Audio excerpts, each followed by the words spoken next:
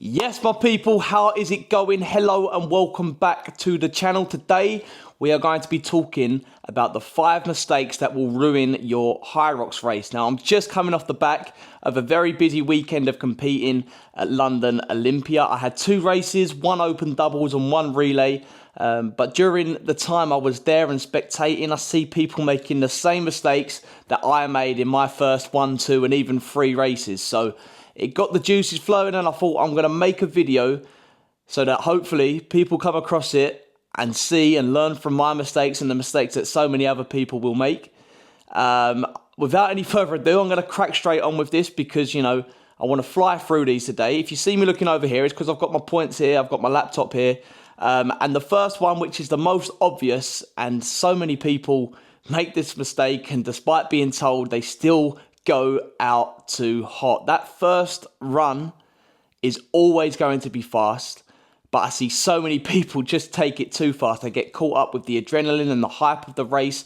When you're in that pen, when you're in that tunnel, waiting for the countdown to hit that 0 and for the race to start, as I say, the adrenaline's pumping, you're getting excited, and it's so easy to go out hot and follow the people that race out at the start. Now, it's so important at this stage to compose yourself, take a few deep breaths before you send it, because trust me, if you go out too hot, it will ruin the whole experience for you. It will ruin your race. Now, I had this experience recently in Barcelona. I went out far too hot at Barcelona. And, you know, I'm pretty much an experienced HYROXer now, I suppose you could say. I've done at least 10 HYROXes, went out too hot, and I, you know, paid the price for it come the sled push. Alternatively, at Malaga, I took it really nice and easy, even sat at the back of the starting pack. By the time I got off the sled pull, I felt strong, I was overtaking people, and it just went to show that, you know, you starting your race nice and easy is the best way to go.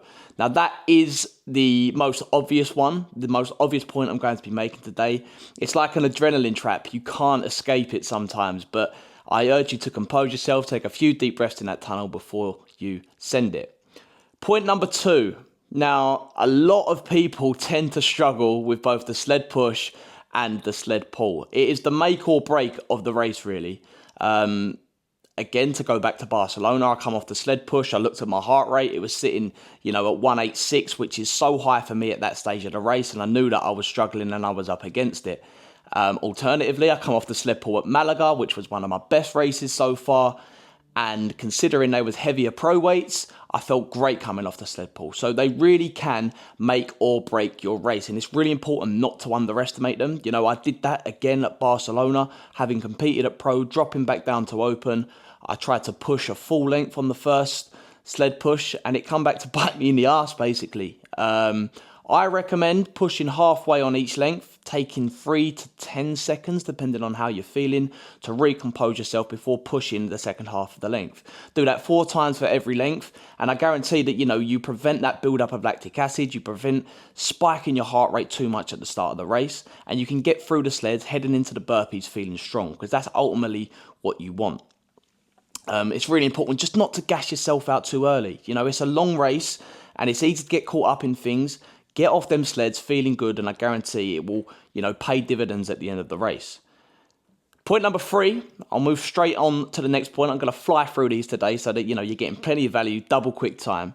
It's neglecting both strengths and weaknesses. Now, once you've done one race, you can start to identify what works well for you and what doesn't. Apologies if you can hear my dog in the background. He's making a racket, but hopefully it's okay and the mic isn't picking it up. But yeah, neglecting your strengths and your weaknesses. So after one race, you'll see, you know, where you excelled and where you struggled. For me, on my first race, I knew that the sleds and, you know, the weighted exercises, sled push, sled pull, sandbag lunges, were where I was struggling most. I was a slightly lighter athlete then, you know, I was running a lot, not doing much strength training per se. And I identified those as weaknesses. And I see the strengths as, you know, the burpees. I was pretty strong on the ski. And what I failed to do off the back of that race is really, A, lean into the strengths, and B, work on the weaknesses. I failed to really recognise where I needed to work on. So I suppose the point of this point is to take stock after your first race, after your second race, and see where you need to improve, see where you can afford to, back off a little bit in training to refocus in other areas. It's important to maintain, obviously, but you need a focus for your training to improve race on race. And the best way to do that is to race and then take stock, reflect, and see, what you need to work on. So the best way to do this simply is to use the data that HYROX provides.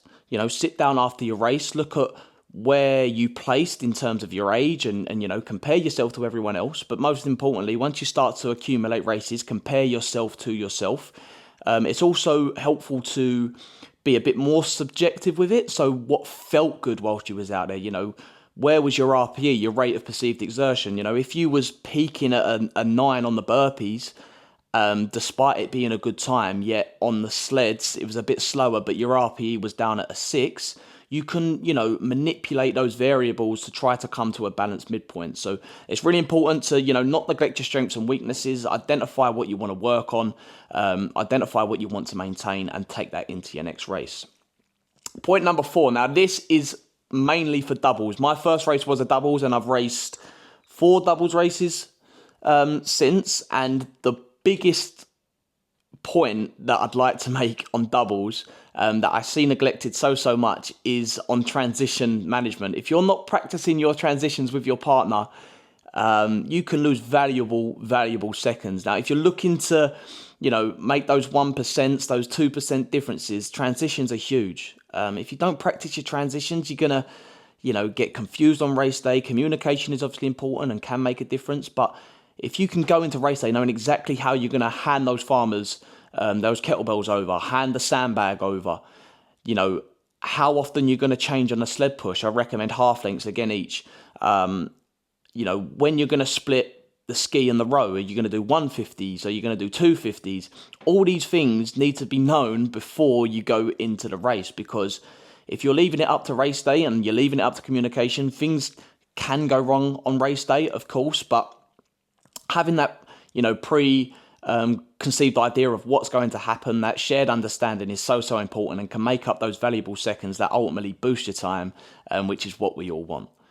Okay, point number 5. I've done this. It's a very obvious one to finish, but it needs to be said. Don't make any last minute gear or shoe or nutrition or fueling changes, because it will ruin your race. It will ruin your race. So a couple of examples here. The first one is being a nutritionist. I can't believe I made this mistake myself, but I've previously gone into a race, taken gels that I've not used before, and, I tend to stomach gels quite well. I'm fairly fortunate in that respect, but these gels that I took whilst I was competing out in Spain just did not sit right. I hadn't trained with them. I thought I'd be okay because I tend to handle gels pretty well. Don't get me wrong, nothing drastic happened, but I took the gel and I just didn't feel good after taking it. Now, I really recommend you avoid any new nutrition on the day. That is, obviously important, but also any gear. You don't want to try, a new vest on race day, or especially a new pair of shoes. You don't want to be running in new shoes that you've never worn before. Socks is another one. Test what you're going to be doing on race day in training. It goes without saying. I can't emphasize this one enough. It's a simple, easy point. Do not make this mistake. I can't stress it enough. Those are the 5 points that I wanted to make today. Again, I wanted to make this one nice and quick, just to go over mistakes to avoid, just in case any of you have not raced before, or you're going into your second or just your third race. Hopefully you took something from this today. If you did, please make sure you like, comment, and subscribe. It really does help me out. Drop any feedback in the description down below or in the comment section down below. Again, it really does help me out. And if you're interested in, really boosting your time for HYROX and endurance events, and you've got some health and fitness goals that you want to channel and achieve, harnessing the power of, nutrition and a holistic approach to health, then I actually have a link that you can click down in the description. There's no pressure to click it whatsoever, but I'm just making you aware that it is in fact there. So if you want to learn a little bit more about, how I might be able to help you, click that link, take a little look. Again, I'd appreciate that. But other than that, stay tuned for more content. I'm coming with the content thick and fast over the next, few weeks, months. The plan is to release 2 to 3 videos a week. So stay tuned, subscribe for more, and I will see you all in the next one in a bit.